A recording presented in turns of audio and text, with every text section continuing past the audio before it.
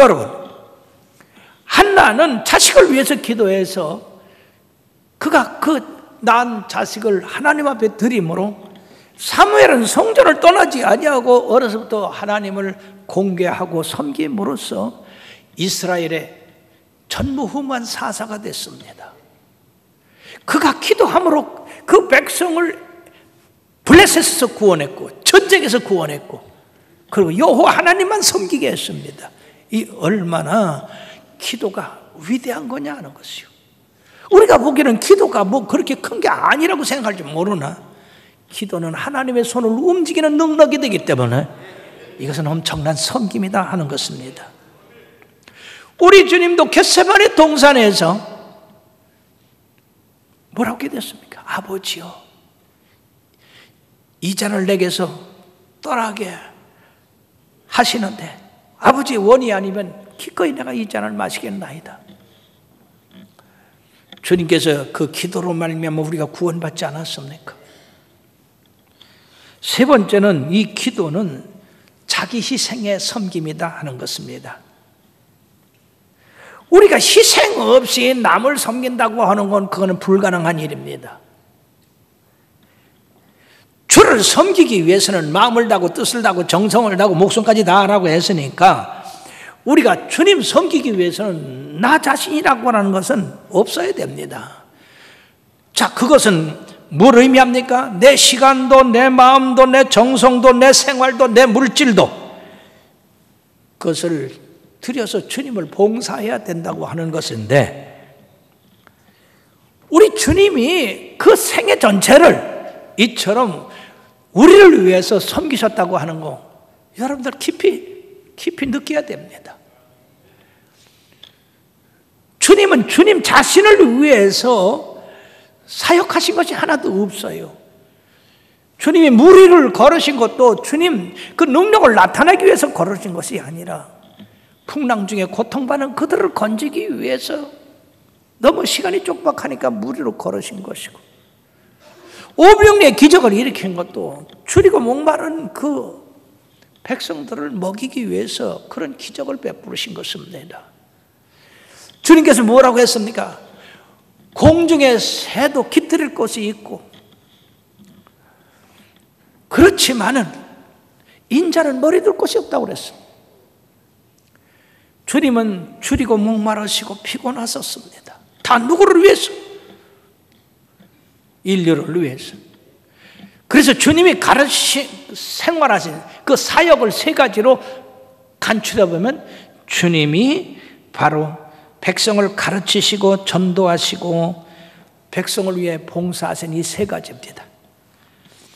마태복음 4장 23절에는 예수께서 갈릴리에 두루다니사 그들의 회당에서 가르치시며 천국 복음을 전파하시며 백성 중의 모든 병과 모든 약한 것을 고치셨다. 이 세 가지가 여기 다 들었죠. 가르치시고 그리고 병든 자를 고치시고 천국 복음을 증거하신 그런 일입니다. 이 일을 십자가에서 보배로운 피를 흘려 그 목숨을 줌으로 말미암아 인류를 위한 대헌신의 모범을 보이셨고 그 헌신과 희생으로 우리들이 구원을 받게 된 것입니다. 그러므로 그리스도를 따르기를 원하는 사람은 반드시 희생이 따라야 된다는 얘기죠. 너희를 구원한 것은 바로 그와 함께 고난도 받게 하려 함이라. 요한복음 12장 24절의 말씀에는 내가 진실로 진실로 너에게 이르노니 한 알의 밀이 땅에 떨어져 죽지 아니하면 한 알 그대로 있고 죽으면 많은 열매를 맺느니라.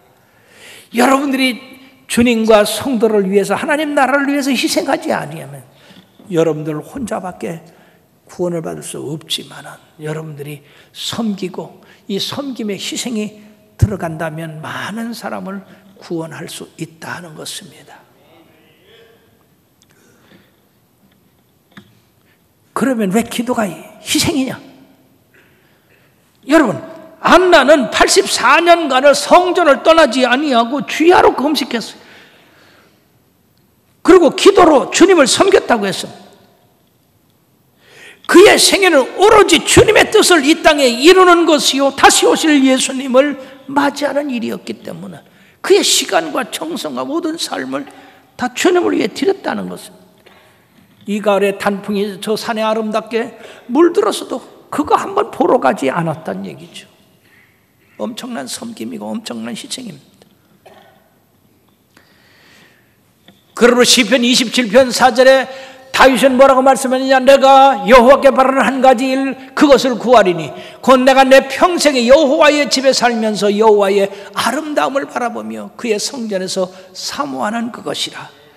사람들은 성전에서 기도하는 사람들이 그저 처량하게 보일지 모르나 그러나 그 심령에는 주님과 교제하는 그 사랑 그리고 위로 용기 그리고 소망이 가득한 것입니다. 그리고 다윗은 그것을 알았기 때문에 내가 평생에 여호와의 집에서 그의 아름다움을 앙망하며 기도하는 것이라고 말씀했어요. 여러분들의 소망도 이와 같게 되기를 부탁드립니다. 특히 이 섬김에는 물질이 따라가는데 누가복음 8장 3절에 보면 예수님의 사역을 위해서 그리고 그와 함께 따라다니는 제자들을 위해서 여인들의 그 활동이 두드러지게 나타나 있는데 막달라 마리아와 요한나와 수산나와 다른 여러 여자가 함께하여 자기들의 소유를 통해서 그들을 섬겼다고 했습니다. 예수님께서 가르치시고 전도하시고 천국복음 증거하시느라고 여러분 어떻게 먹을 걸 구하겠습니까? 그러므로 은혜 받은 여인들이 자기 재산을 가지고 이렇게 주님을 섬겼어요. 바울이 빌립보 갔을 때 두아디라 자주장사하는 루디아가 자기 집에 모시고 바울을 섬김으로써 거기 빌립보 교회가 탄생하게 됐던 것입니다. 이처럼 성경에는 많은 성도들이 구원받은 백성들이 주님을 섬긴 것이 나와 있는데 마리아는 자기 오라비 나사로를 죽은 자 가운데서 살려주신 그 주님의 은혜에 너무나 감사하고 고마워서 300데나리온 되는 옥합을 깨뜨려 그 향유를 예수님의 머리에 부었습니다. 가룟 유다는 그것은 허비라고 했습니다만 예수님께서는 이 여인의 한 일을 복음이 전파되는 것마다 다 전해서 기념하라고 말씀했어요. 왜? 우리들은 주님 앞에 받기만을 바랍니다. 남의 섬김만을 받으려고 합니다. 그러나 그것은 옳은 일이 아니에요. 내 것을 희생해서라도 다른 사람을 섬기는 그것이 복음이라 하는 것입니다. 한 연약한 여자지만은 에스더는 그 민족 유다 민족이 하만에 의해서 전멸당하게 된 그런 상황에서 죽으면 죽으라고 금식하고 왕 앞에 나가서 간구함으로 그 백성을 살리지 않았습니까? 사랑하는 여러분, 한 여인의 기도가 그 민족을 살렸어요.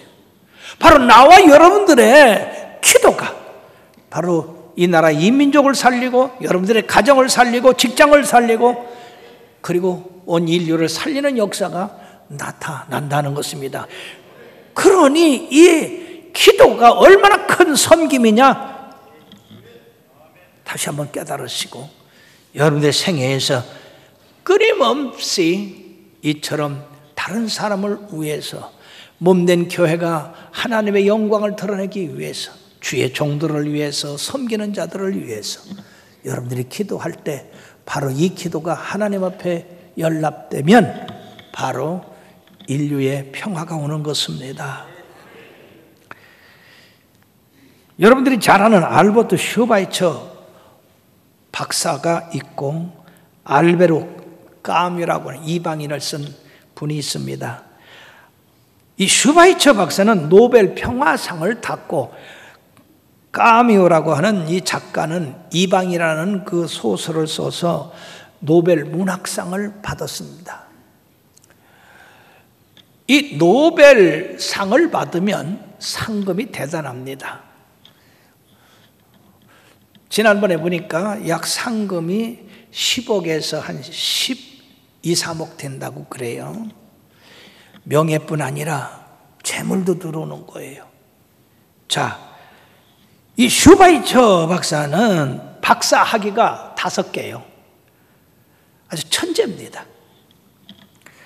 그럼에도 불구하고 그는 아프리카에 가서 그 검은 사람들을 위해서 복음을 증거하고 의술로 그들을 살리고 그랬는데, 노벨 평화상을 받아 상금을 받으니까 그는 그걸 싸갖고 가서 아프리카 람바레나에 교회를 짓고 병원을 짓고, 그래서 그 돈으로 많은 사람들을 병에서 고쳐주고 복음을 전해서 소망을 주고, 그렇게 가지고 그는 20세기의 태양이라고 하는 그런 칭호까지 받은 훌륭한 성인이었었습니다. 성자였었습니다. 자, 그런데 똑같은 노벨상을 받은 이 까뮤는 그거 상금을 받아가지고 교회에다가 아름다운 대저택을 짓고, 그리고 좋은 시설을 하고, 그리고 좋은 차를 타고, 그리고 거기서 생활을 했는데, 이 좋은 차를 타고 별장으로 가는 그런 길에서 그만 교통사고로 말미암아 그는 깨어나지 못하고 영영 죽었습니다. 이 두 사람을 비교해 볼 때 똑같은 노벨상을 탔는데, 한 사람은 그것을 불쌍하고 소외받은 인류를 위해서 썼는가 하면, 한 사람은 자기를 위해 쓰다가 그것 때문에 죽었다, 그 말이에요. 그러므로 로마서 12장 11절에 말씀해 보면 뭐라고 말씀했느냐? 부지런하여 게으르지 말고 열심을 품고 주를 섬기라고 그랬어요. 다 같이 따라합시다. 시작. 부지런하여 게으르지 말고 열심을 품고 주를 섬기라. 이어서 에베소 6장 7절에는 기쁜 마음으로 섬기기를 주께 하듯 하고 사람들에게 하듯 하지 말라고 말씀했어요. 우리의 섬김이 희생이 따른다는 것, 그 희생을 기쁘고 즐겁게 주님을 섬기듯 하라고 하는 말씀입니다. 끝으로 섬기는 그런 기도는 주님을 뵙는 영광을 얻게 된다 하는 것입니다. 구약 성경에서 창세기까지 메시아가 온다고 하는 말씀을 계속하고 있습니다. 메시아가 이 땅에 오셔서 세상을 구원할 것이라. 주님께서 오셔서 누가복음 4장 18절 19절에 그렇게 말씀했어요. 오늘날 너희에게 예언한 예언이 성취됐으니 주의 성령이 내게 임하셨으니 이는 가난한 자들에게 복음을 증거하게 하시려고 내게 기름을 부으시고 포로된 자를 자유케 하고 눈먼 자를 다시 보게 하고 눌린 자를 자유케 하기 위해서 내게 기름을 부으시고 은혜의 해를 전파하게 하려 함이라 하는 것이 이루어졌다. 그렇게 말씀을 했어요. 즉 예수님이 오시면 모든 사람들을 죄에서 구원할 뿐 아니라, 그리고 그 저주와 멸망에서 구원하시고 나가서 저 하늘나라를 주시기 위해서 오신 그것을 사모하며 기다린 사람이 바로 예루살렘에 두 분이 있었는데, 한 분은 시므온 제사장이고 한 분은 안나 선지자라고 하는 것입니다. 이 시므온 선지자도, 이 시므온 제사장도 오랫동안 죽지 않았어요. 그리고 성령께서 그에게 뭐라고 그러냐? 네가 주님을 보기 전에는 죽지 아니하리라. 언제 어느 때 오신다고 하는 것이 아니라 죽기 전에 네가 메시아를 본다는 얘기예요. 얼마나 놀라운 일입니까? 안나 선지자도 아마 그렇게 오랫동안 기도하면서 선지자니까 그러한 계시를 받았을 것입니다. 그래서 주님이 이 시몬 제사장에 의해서 결례를 받고, 그리고 그 결례를 받은 다음에 안나 선지자가 그 예수님을 품에 안고 이스라엘의 구원을 바라는 모든 사람들에게 이 아이에 대해서 증거했다고 했습니다. 다시 말씀드리면 구약에서부터 말라기까지 선지자들이 예언한 그 모든 예언이 이 아기 예수님으로 말미암아 이루어진다. 이 얼마나 엄청난 축복입니까? 나와 여러분들의 소망이 뭡니까? 다시 오실 예수님 만나는 거 아니겠어요? 다시 오실 예수님 만나고 그 예수님 찬양하고 영광 돌리는 그런 그 일을 상상해 보십시오. 얼마나 영화로운가. 예수님의 탄생으로 말미암아 온 인류의 꿈이 이루어진다고 하는 그것 때문에 이 안나 선지자는 참고 견디고 인내하고 그리고 기도했던 것입니다.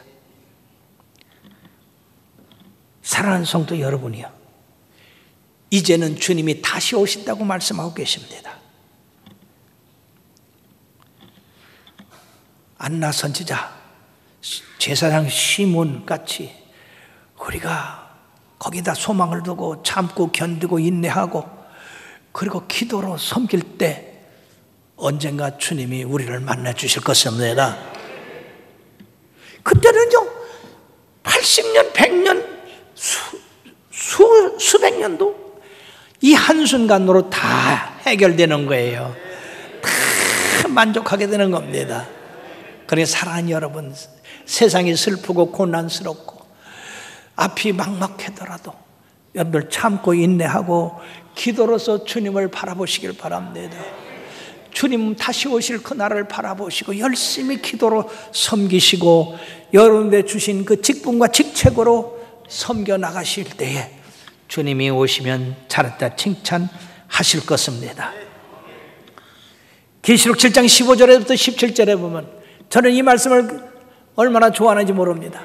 그러므로 그들이 하나님의 보좌 앞에 있고 또 그의 성전에서 밤낮 하나님을 섬기매, 그의 성전에서 밤낮 하나님을 섬기매, 보좌에 앉은 이가 그를 위하여 장막을 치시리니 그들이 다시는 줄이지도 아니하며 목마르지도 아니하고 아무 뜨거운 기운에 상하지도 아니할지니 이는 보좌 가운데 계신 어린 양이 그들의 목자가 되사 생명수생으로 인도하시고 하나님께서 그들의 눈에서 모든 눈물을 씻어주실 것을 미뤄라.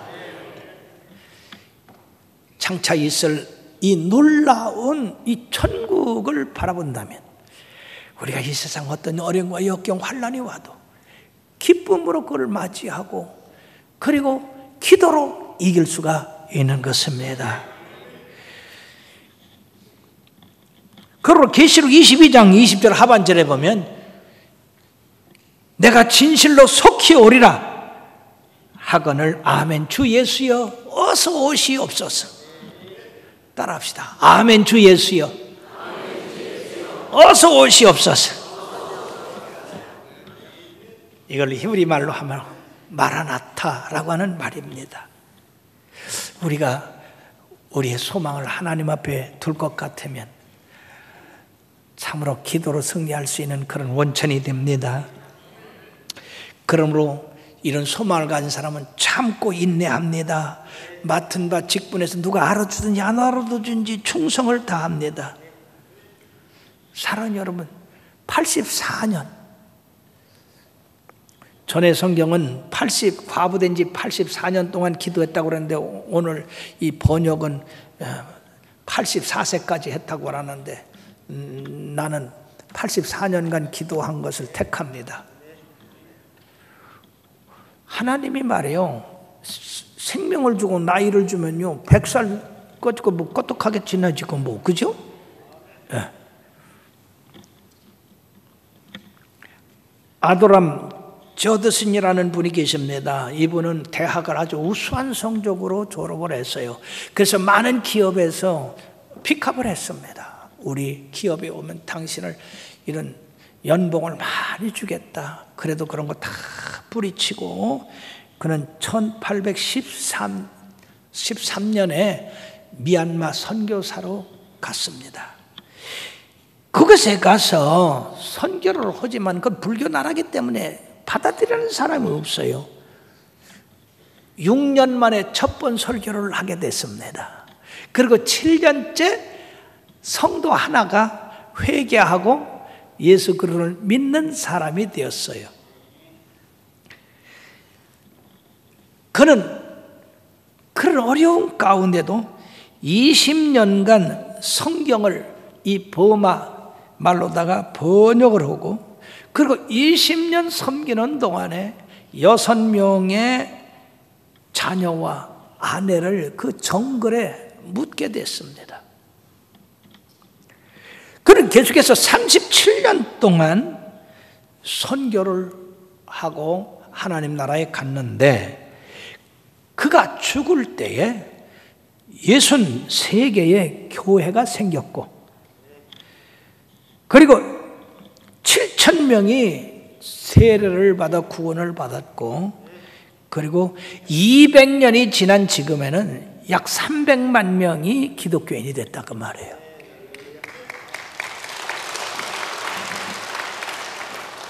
하나님의 나라가 속히 임하지 않는다고 낙심했으면 어떻게 이러한 결과가 있겠습니까? 그러므로 이 안나 선지자 같이 우리의 기도가 속히 응답되지 않는다 하더라도 참고 견디고 인내하고 이렇게 주님 바라보고 나가면 언젠가 주님께서 그 기도를 들어주셔서 30배, 60배, 100배, 1000배까지 맺게 해 주실 줄로 믿습니다.